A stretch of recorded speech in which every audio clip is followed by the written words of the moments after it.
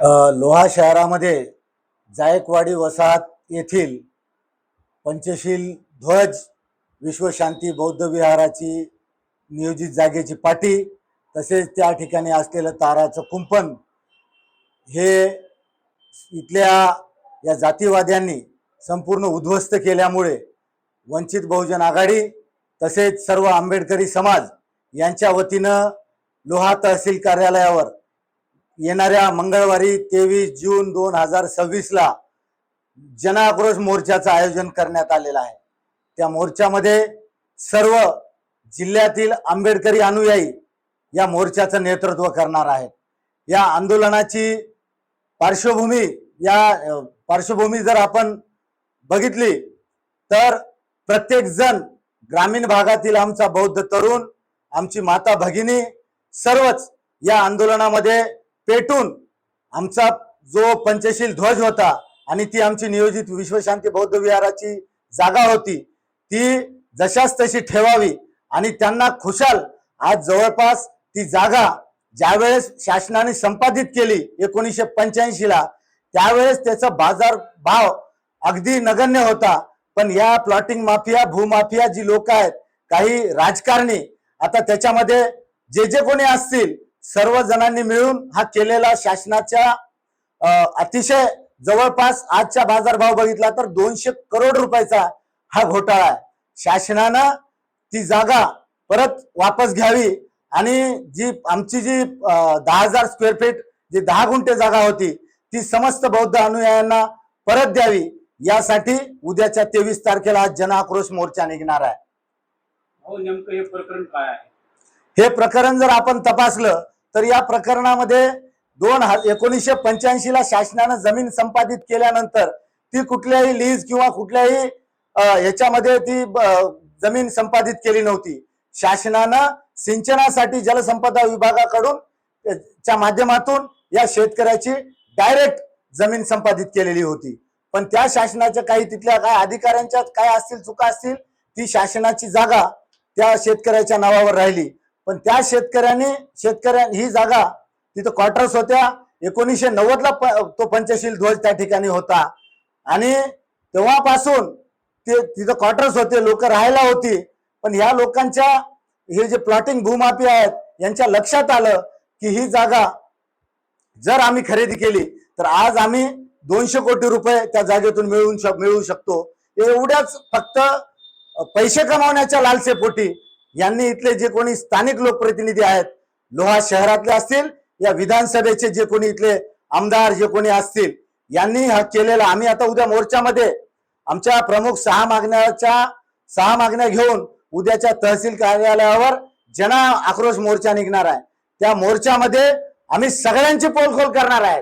पडद्यावर ही 5 लोक कोण आहेत, पडद्यावर ज्यांनी ही रजिस्ट्री 2014 ला करून घेतलेली आहे, या मुद्द्याचं भांडवल करून लक्षवेधी कोणी मांडली हे सुद्धा आपल्या मतदारसंघातल्या लोकांनी बघितलेलं आहे। याची जर आपण पूर्ण पोलखोल उद्याच्या 23 तारखेला लोहा तहसील कार्यालयासमोर याची पोलखोल होणार आहे आणि दूध का दूध आणि पाणी का पाणी होणार आहे। जोपर्यंत शासनानं याची गंभीर दखल घ्यावी, कारण तो आमचा पंचशील ध्वज आमच्या अस्मिता आहे, आमचा अभिमान, आमचा स्वाभिमान, जो डॉक्टर बाबासाहेब आंबेडकरांनी 14 ऑक्टोबर 1956 ला नागपूर येथे दीक्षाभूमीवर आम्हाला बौद्ध धम्माची दीक्षा दिली, त्या दीक्षेसोबत पंचशील ध्वज सुद्धा दिलाय आणि तो ध्वज आमच्या जीवापेक्षा महत्वाचा आहे। म्हणून त्या ध्वजाच्या रक्षणासाठी उद्याच्या 23 तारखेला आम्ही त्या मोर्चाला आमचे नेते, सर्व वंचित बहुजन आघाडीचे नेते, आमचे शंकरदादा महाजन, आमचे दुसरे नेते रविदादा पंडित, आमचे गजले साहेब, आमचे नामदेवरावजी बुद्धे, आमचे सवई सोनकांबळे साहेब आणि अशा असंख्य सर्व बौद्ध अनुयायी व सर्व आंबेडकरी समाजाच्या वतीनं जो बाबासाहेबांचा सच्चा पाईक आहे, त्यांच्या विचारावर चालणार आहे, जो सच्चा भीमसैनिक आहे, हा उद्याच्या 23 तारखेच्या मोर्चामध्ये येऊन या प्रशासनाला जाब विचारणार आहे। मोर्चामध्ये एकत्रित किती भीमसैनिक येतील असं तुम्हाला वाटतं? मोर्चामध्ये जवळपास 20 ते 25 हजार भीमसैनिक, माता भगिनी आणि आम्ही ही पार्श्वभूमी आमच्या प्रत्येकाने बघितलेला आहे। या ठिकाणी त्या जायकवाडीच्या वसाहत ही पावन वसाहत झालेली आहे, कारण त्या ठिकाणी आमच्या महाउपासिका मीराताईजी भैयासाहेब आंबेडकर यांनी त्या ठिकाणी त्या वसाहतीच्या त्या तिथल्या ज्या ध्वज होता त्या ध्वजाला त्या विश्वशांती बौद्ध विहाराची जी नियोजित जागा होती त्या जागेला जाऊन तिथं भूमिपूजन केलेलं आहे, तिथं ध्वजाचं ध्वजारोहण केलेलं आहे. त्याचे सर्व पुरावे आमच्याकडे नगरपालिकेचा 47 आहे. घाई गडबडीमध्ये इथं नगरपालिकेवर सत्ता कोणाची आपल्याला माहित आहे. घाई गडबडीमध्ये नजर चुकीने 47 ची नोंद आलेली आहे म्हणून त्यांनी काढलेलं पत्र आमच्याकडे आहे.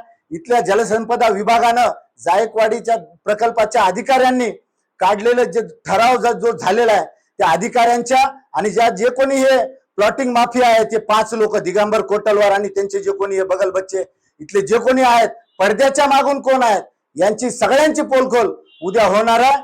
त्याच्यामुळं उद्याच्या 23 तारखेला आम्ही आपल्याला सर्व जनतेला सर्व बौद्ध अनुयायांना आम्ही आवाहन करतोय. आपण तर रस्त्यावरची लढाई लढणार आहे पण येणाऱ्या काळामध्ये कायदेशीर लढाई लढणार आहे. येणाऱ्या काळामध्ये आमच्याकडे पूर्ण पुरावे आहेत.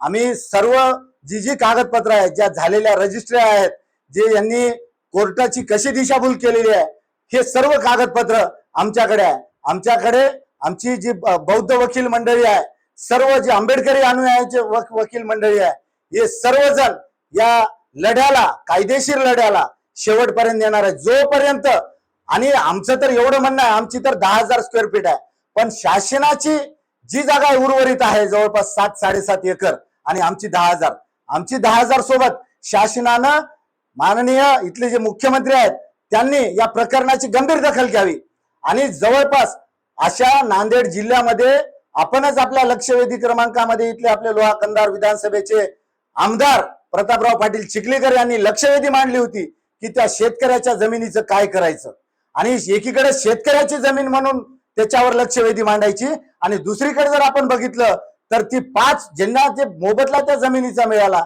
ज्यांना जमीन परत दिली ते प्लॉटिंग माफी आहेत हे तितकंच खरं आहे. आणि आमची उद्याची कायदेशीर लढाई आम्ही लढणार आहोत आणि नक्कीच आम्हाला यश येणार आहे. त्या ठिकाणी पुन्हा एकदा पंचशील ध्वज सन्मानानं फडकणार आहे. त्या ठिकाणी भव्य असं आमचं बौद्ध विहार होणार आहे आणि आमचं राजगृह आमची अस्मिता असलेला आमचं राजगृह राजगृहाहून सुद्धा या आंदोलनामध्ये सामील होण्याचं आवाहन आमच्या अंजलीताई आंबेडकरजी यांनी सुद्धा यासाठी या मोर्चाला येण्यासाठी सर्व आंबेडकरी अनुयायांना आवाहन केलेलं आहे.